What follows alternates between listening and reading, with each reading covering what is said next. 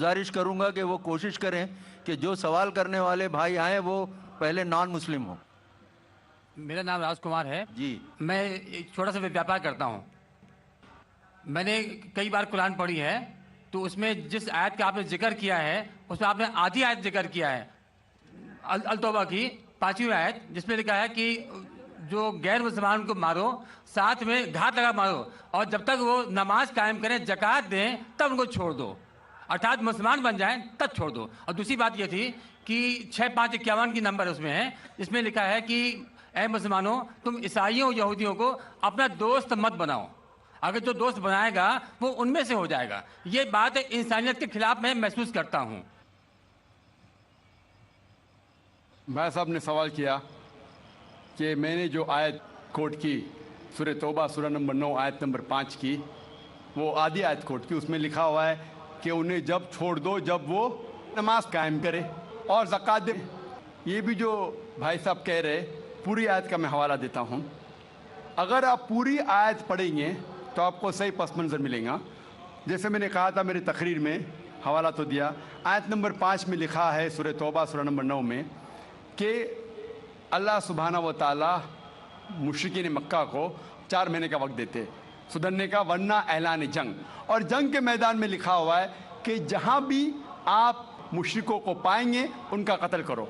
Wait for them in every stratagem of war, उनका इंतज़ार करो और मैदान जंग में उनका कत्ल करो। लेकिन अगर वो रिपेंट करे, मतलब माफ़ी मांगे, कई वजह है, अगर वो माफ़ी मांगे, नमाज पढ़े और ज़कात दे तो छोड़ सकते हैं।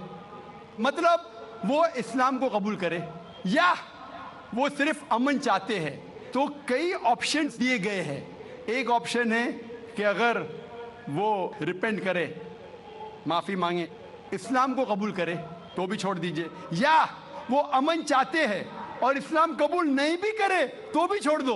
आगे आयत में लिखा है, आयत नंबर 6 में, आयत नंबर 6 भी उसके साथ है ना, कि अगर वो अमन चाहते हैं तो उनको हिफाजत से ऐसी जगह पर ले जाओ जाके वो महफूज है। तो बहुत से ऑप्शंस दिए गए हैं। लेकिन अगर वो आपसे झगड़ा करना चाहते हैं मैदान जंग में तो उनका कत्ल करो।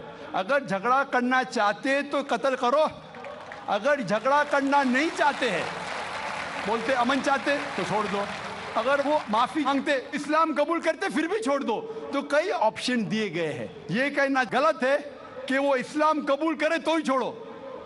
कई आयतें आपको कॉन्टेक्स्ट में पढ़ना चाहिए। फिर से आप सिर्फ एक पार्ट ऑफ द वर्स निकालेंगे और कोट करेंगे, लोग को फिर से गलत फहमी होती है।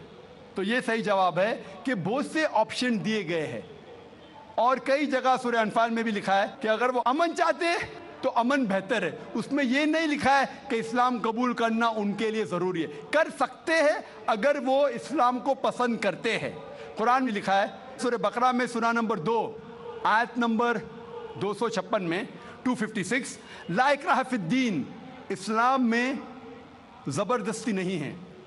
There is no compulsion religion, truth stands out clear from error. हक बातिल से अलग है।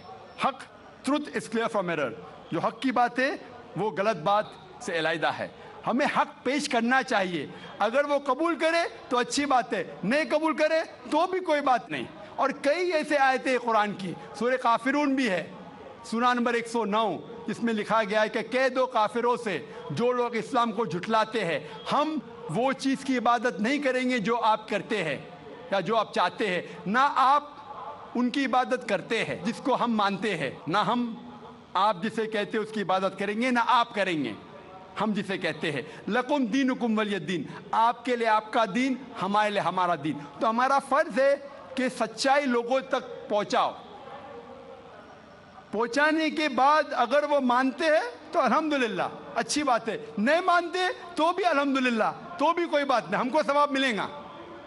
हमें हक बात करने का सवाब मिलेगा, चाहे वो माने या ना माने।